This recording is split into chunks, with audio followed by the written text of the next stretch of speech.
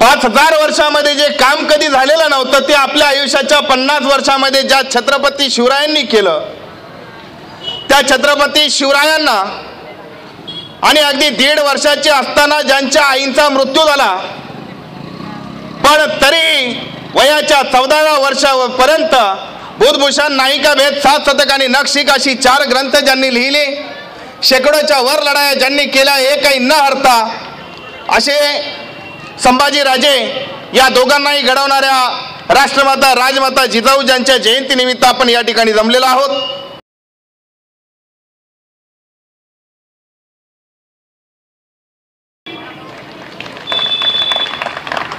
ही संयुक्त जयंती या ठिकाणी साजरी होती.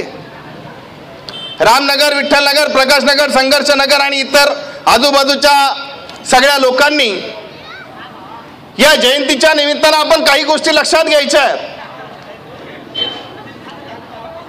राष्ट्रमाता जिजाऊ यांचं सगळं वय होतं 76 वर्ष, ज्यामध्ये तब्बल 46 वर्ष छत्रपती शिवाजी महाराजांना या राष्ट्रमाता जिजाऊंचा आणि त्यांचा सगळा विचार, त्यांच्या दिशा या ठिकाणी लाभलेल्या आहेत.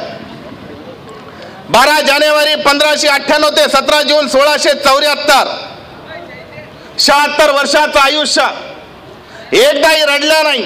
आणि हाच आदर्श शिवाजी महाराजांना दिला. रडायचं नाही, लढायचा आदर्श दिलेला आहे. आजची मम्मी जर त्याच्या लेकराला सहज एक गाणं आठवलं म्हणून सांगतं, आजची मम्मी आजच्या लेकराला काय सांगते? बाळा तू शिवाजी व्हायचं असतं, बाळा तू शिवाजी व्हायचं असतं, कुणाच्याही मध्यात पडायचं नसतं, कुणाच्याही आध्यात पडायचं नसतं, आणि बाळा तू शिवाजी व्हायचं असतं. सहलीला जाताना बसच्या मधोमध बसायचं असतं. बस पुढून ठोकली काय मागून ठोकली काय, तू तेवढा साबूत राहायचं असतं, आणि बाळा तू शिवाजी व्हायचं असतं. शाळेत जाताना सरळ नाकानं जायचं असतं, घरी येताना सरळ नाकानं यायचं असतं, आणि पुन्हा बाळा तू शिवाजी व्हायचं असतं. पण त्या बाळानं तिला उत्तर दिलं, माय बरोबर आहे की प्रत्येक बाळानं शिवाजी व्हायचं असतं, पण त्या अगोदर तुला जिजाऊ आणि पप्पाला शहाजी व्हायचं असतं. अरे तर मी शिवाजी व्हायचं असतं. म्हणून नुसतं राजे जन्माला या म्हणल्यानं राजे जन्मणार नाही. डॉक्टर बाबासाहेब आंबेडकर जन्माला या म्हणल्यानं ते जन्माला येणार नाहीत. कुणी महामानव जन्मत नसतो, तो घडत असतो, आणि त्या घडण्यासाठी परिस्थिती निर्माण करावी लागत असते. अरे तीच परिस्थिती ज्या ज्या वेळेस निर्माण झाली, अरे त्या वेळेस मध्ये या भारताच्या भूमीमध्ये महामानव जन्माला आलेले आहेत. आपण ही गोष्ट लक्षात घेतली पाहिजे. राष्ट्रमाता जिजाऊंचा जन्म झालेला आहे सिंदखेड राजा, विदर्भामध्ये त्यांचं माहेर आहे. त्यांचं सासर आहे खुलताबाद, वेरूळ, मराठवाड्यामध्ये. त्यांनी काम केलं पुण्याला, पश्चिम महाराष्ट्रामध्ये, आणि त्यांचा मृत्यू झाला रायगडाच्या पायथ्याशी पाचाडला, म्हणजेच कोकणामध्ये. एक महिला, अरे जन्म विदर्भामध्ये, सासर मराठवाड्यामध्ये, काम केलं पश्चिम महाराष्ट्रामध्ये, आणि मृत्यू पावलेला आहे कोकणामध्ये. आज आपली परिस्थिती अशी आहे का? लग्न झालेली उभी बाई मेल्यानंतर आडवी दाराच्या बाहेर काढायची, आणि पुन्हा प्रबोधनाच्या जर गप्पा आपण मारित असू तर कुठं जिजाऊ जन्मणार आहेत आणि कुठं शहाजी राजे, अरे कुठं शिवाजी महाराज घडतील? हा प्रश्न तुम्ही आम्ही समजून घेतला पाहिजे. शहाजी राजांनी सांगितलं की कर्नाटकमध्ये बंगळुरूला मी स्वतः या ठिकाणी एक राज्य निर्माण करतो, मोठा मुलगा संभाजीला घेऊन. शिवाजी महाराजांना मोठा भाऊ होता ज्याचं नाव होतं संभाजी, आणि शिवाजी महाराजांच्या मुलाचं नाव सुद्धा संभाजी. त्या ठिकाणी कर्नाटकामध्ये शहाजी राजे राज्य निर्माण करतात, आणि त्यांनी ही कडची मराठवाड्याची, पश्चिम महाराष्ट्र आणि एकंदरीत महाराष्ट्राची जबाबदारी दिली होती राष्ट्रमाता जिजाऊंना. शिवाजी राजांना सोबत घेतलं, पुण्याला आल्या. पुण्यामध्ये मुरार जगदेव नावानं त्या माणसानं एक पहार रवलेली होती, तिला चप्पल बांधलेली होती, आणि तिथे एक फलक लिहिलेला होता की जो या ठिकाणी नागरी वस्ती वसवेल त्याचा निर्वंश होईल. मोबाईलच्या मध्ये जर एखादा मेसेज आला की अमुक अमुक मेसेज आहे, 10 जणांना पाठवलं तर चांगली बातमी लागेल, आणि नाही पाठवलं तर नुकसान होईल. अरे घाबरून आजही 10 मेसेज पाठवणारी माणसं आहेत. त्या काळामध्ये जिजाऊनं ती पार उखळून काढले आणि सोन्याचा फाळ लावलेल्या नांगरानं ती जमीन कसून जिजापूर त्या ठिकाणी बसवलं आणि त्याच ठिकाणी पहिला अंधश्रद्धेला दणका देण्याचं काम राष्ट्रमाता जिजाऊंनी केलं आणि तोच आदर्श शिवाजी महाराजांपर्यंत पोहोचलेला आहे. आपण हे या दृष्टीनं आपण हे लक्षात घेतलं पाहिजे. अफजल खानाची स्वारी आलेली आहे.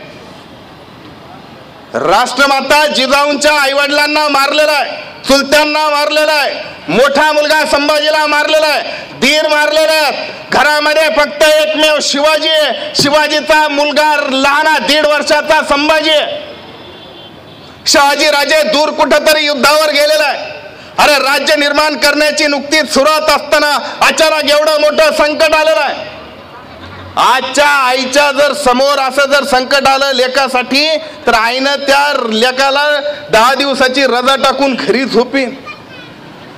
पण त्या काळच्या जिजाऊनं काय करावं? शिवाजी महाराजाला तयार केलेलं आहे. शिवाजी महाराज अफजल खानाच्या भेटीला निघालेलं सहज आईकडे वळून बघितलं. आईनं पदरात नाही घेतलं. आई रडत नाही बसली. आईनं आयुष्यामध्ये रडणं कधी माहिती नाही. तिला फक्त लढणं माहितीये. अरे काय म्हणावं छत्रपती शिवाजी महाराजांना. जिजाऊनं सांगितलं, शुभा तुम्ही अफजल खानाच्या भेटीला जात आहात, मला खात्री आहे की तुम्ही जिंकून परत येणार आहात. पण गृहीत धरा जर तुमच्या जीवाचं काही बरं वाईट झालं तर बाल संभाजीला गादीवर बसून मी एकटी राज्याचा कारभार बघेन. अरे या जिजाऊ निर्माण झाल्याशिवाय शिवाजी महाराज निर्माण होणार नाही. म्हणून घराघरामध्ये जिजाऊ निर्माण झाल्या पाहिजे. आणि या जिजाऊंच्या कार्याचा सुद्धा अशाही पद्धतीने आपण आलेख या ठिकाणी समजून घेतला पाहिजे. आपल्याला इतिहास इथपर्यंत माहिती आहे की अफजल खानाला मारलेला आहे. पण त्याच्या पुढे झालं काय? अफजल खानाचा मुंडका घेऊन ज्यावेळेस शिवाजी महाराज राजमाता जिजाऊंकडे आले त्यावेळेस जिजाऊंना काय आदर्श दिला?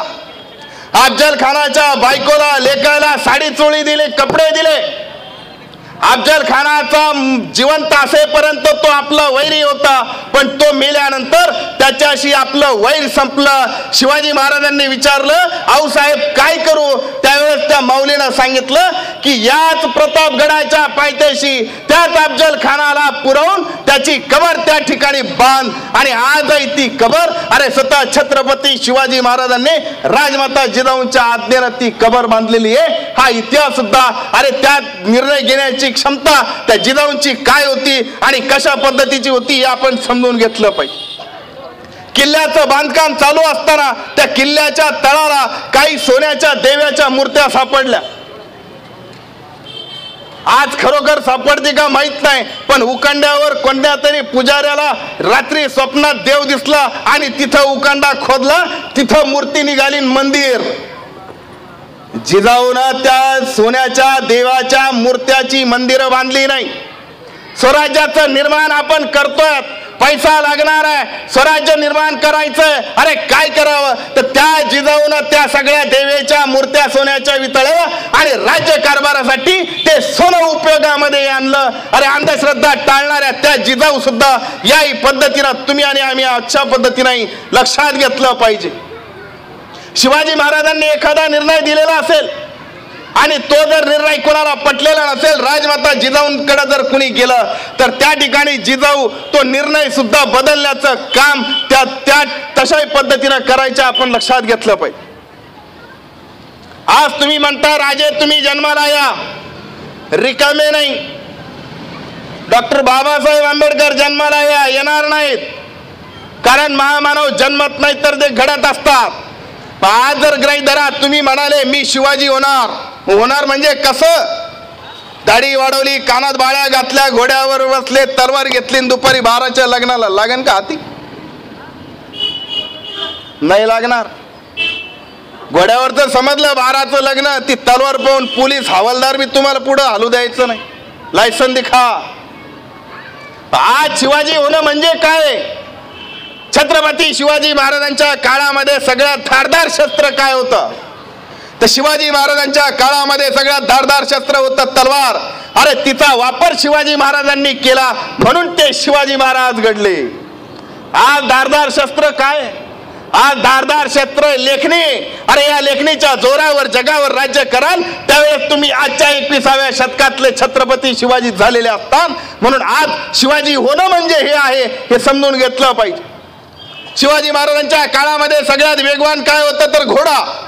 शिवाजी महाराजांनी त्या घोड्याचा वापर केला आणि जगावर राज्य केलं. आज जर तुम्हाला जर जगावर राज्य करायचं असेल तर आज सगळ्यात वेगवान काय तर विमान. अरे ज्या वेळेस तुमच्या ताब्यात विमान येईल त्यावेळेस तुम्ही त्या क्षेत्रातले शिवाजी झालेले असतात. म्हणून शिवाजी महाराज जर व्हायचं असेल तर अशा पद्धतीचं आजच्या निमित्तानं आजच्या प्रगतीचं शिवाजी झालं पाहिजे. अंधश्रद्धा कधी पाळली नाही, दैववाद कधी पाळला नाही. अरे शिव तुझे नाव ठेविले पवित्र, छत्रपती सूत्र विश्वाचे तू. एका कीर्तनामध्ये तुकाराम महाराजांनी छत्रपती शिवाजी महाराजांना छत्रपती नावाची पदवी बहाल केली आणि सांगितलं की मिळवणी नरनारी शकून सांगतील नाना परी, तुका म्हणे मैंद नाही त्यापाशी गोविंद. भविष्य सांगणाऱ्या जवळ तुला कधी ईश्वर भेटणार नाही. अरे हे सांगणाऱ्या शिवाजी महाराजांनी त्याचमुळं कधी स्वतःचं भविष्य पाहिलं नाही, अंधश्रद्धा कधी पाळली नाही.